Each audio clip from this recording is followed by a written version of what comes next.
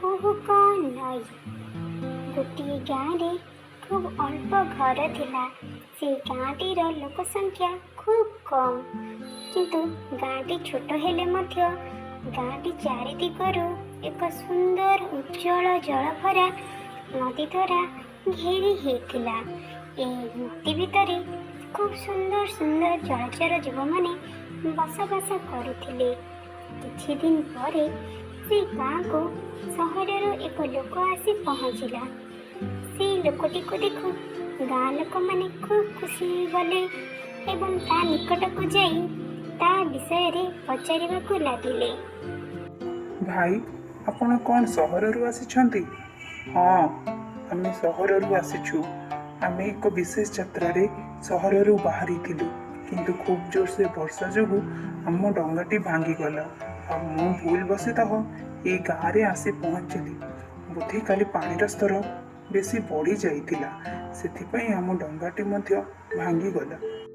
ଠିକ୍ ଅଛି, ଏଥିରେ ବ୍ୟସ୍ତ ହେବାର କିଛି ନାହିଁ। ମୁଁ ଗାଁରୁ ଜଣେ ଲୋକକୁ ଡକାଇ ଦେଉଛି, ସେ ତୁମର ଡଙ୍ଗା ପୁରାପୁରି ଠିକ୍ କରିଦେବ। ବର୍ତ୍ତମାନ ତୁମେ ହେଉଛ ଆମର ଅତିଥି। ତୁମେ ଭୋକିଲା ଥିବ, ନିଅ କିଛି ଖାଇନିଅ। ରିଷଭ ଆଉ ସେ ଗାଁର ଲୋକ ଜଣକ ମିଶି ଦୁହେଁ ତ ଫଳ ଖାଇଲେ। କିନ୍ତୁ ରିଷଭ କଦଳୀ ଖାଇ ସେ କଦଳୀର ଚୋପାଟିକୁ ସେଇ ନଦୀ ଭିତରକୁ ଫୋପାଡ଼ି ଦେଲା। ଆରେ, ତମେ ଇଏ କ'ଣ କଲ? ତମେ ସେଇ ଚୋପାଟିକୁ କାହିଁକି ସେଇ ନଈ ଭିତରକୁ ଫୋପାଡ଼ି ଦେଲ? ପ୍ଲିଜ୍, ଇଏ ଖାଲି ନଈ ନୁହେଁ, ଇଏ ଆମର ମା'। ଯେତେଦିନ ଯାଏଁ ତମେ ଏଇ ଗାଁରେ ଅଛ, ପ୍ଲିଜ୍ ଆମର ନଦୀକୁ ଅପରିଷ୍କାର କରିବ ନାହିଁ। କିନ୍ତୁ ଆମ ସହରରେ ଆମର ସବୁ ମଇଳା ଆବର୍ଜନା ଆମେ ତ ନଦୀରେ ଫୋପାଡ଼ି ଦେଇଥାଉ। ଠିକ୍ ଅଛି, ମୁଁ ଥିଲା ଯାଏଁ ଏଇ ଜିନିଷର ଧ୍ୟାନ ରଖିବି ଆଉ ନଦୀକୁ ଅପରିଷ୍କାର କରିବି ନାହିଁ। ବୁରା ଏବଂ ଭୋଳା ସେଇ ଜାଗା ଛାଡ଼ି ଚାଲିଗଲେ। କିନ୍ତୁ ରିଷଭ ସେଇ ନଈ କୂଳରେ ସାହାଯ୍ୟ ପାଇଁ ବସି ରହିଲା। ସେତେବେଳେ ଏକ ପରିବାବାଲା କିଛି ପରିବା ନେଇ ତା ପାଖକୁ ଆସିଲା। କହିଲା, ବାବୁ, କିଛି ପରିବା ରଖ। ମୋର ଆଜି ଯାଏଁ କିଛି ବି ବିକ୍ରି ହେଇନି। ମୁଁ ଏସବୁ ନ ବିକିଲା ଯାଏଁ ନୂଆ ପରିବା ନେଇପାରିବି ନାହିଁ। ପରିବା ମୋର କ'ଣ ହବ? ସେମିତିରେ ବି ଏଇ ପରିବା ସବୁ ଶୁଖି ଯାଇଛି। ହଁ ବାବୁ, ଏ ପରିବା ଗୁଡ଼ାକ ଶୁଖି ଯାଇଛି, କିନ୍ତୁ ଏହାକୁ ନ ବିକ୍ରି କଲା ଯାଏଁ ମୁଁ ନୂଆ ପରିବା କେମିତି କିଣିବି? ଯାଉଛି, ଏ ପରିବା ଗୁଡ଼ାକୁ ଏଇ ନଈର ପାଣିରେ ଧୋଇ ଦିଏ, ତାହେଲେ ଏସବୁ ଟିକେ ସତେଜ ଦେଖାଯିବ କାଳେ ଏବଂ କିଏ ଏହାକୁ କିଣି ନେଇପାରେ।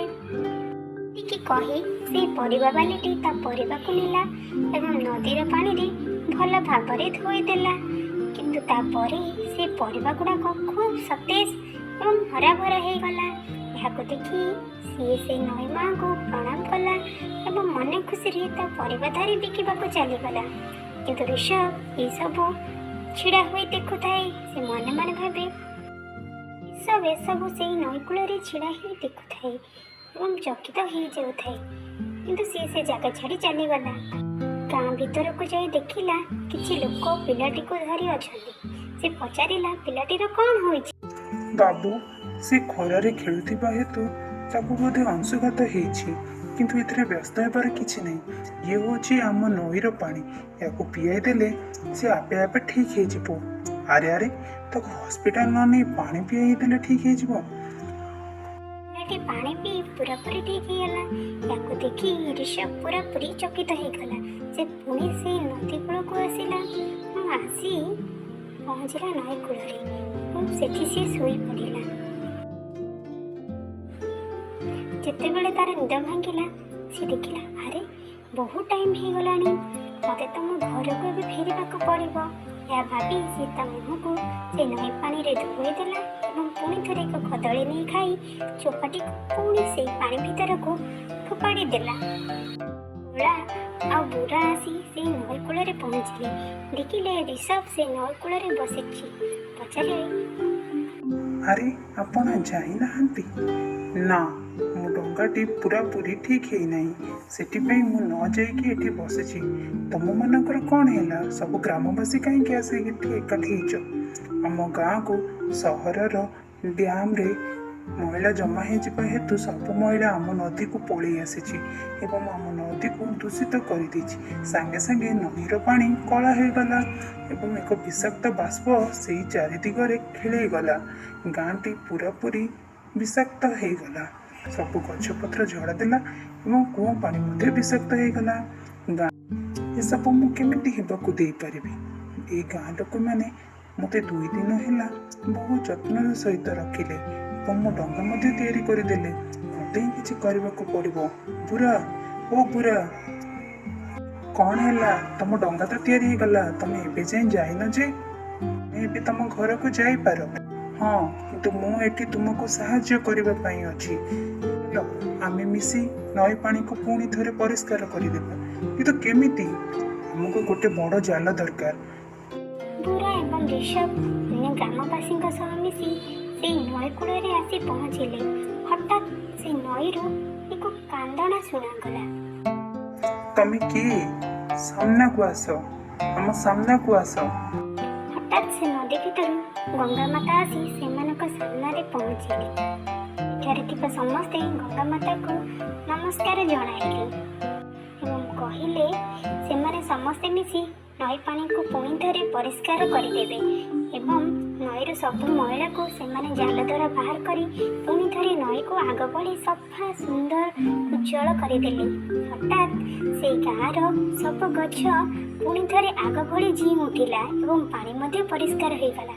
ଏହା ଦେଖି ଗଙ୍ଗାମାତା ବହୁତ ଖୁସି ହେଲେ। ସେ କହିଲେ, ଧନ୍ୟବାଦ, ତମେମାନେ ମୋର ପାଣିକୁ ପୁଣି ଥରେ ଆଗ ଭଳି ସଫା ସୁନ୍ଦର କରିଦେଲ।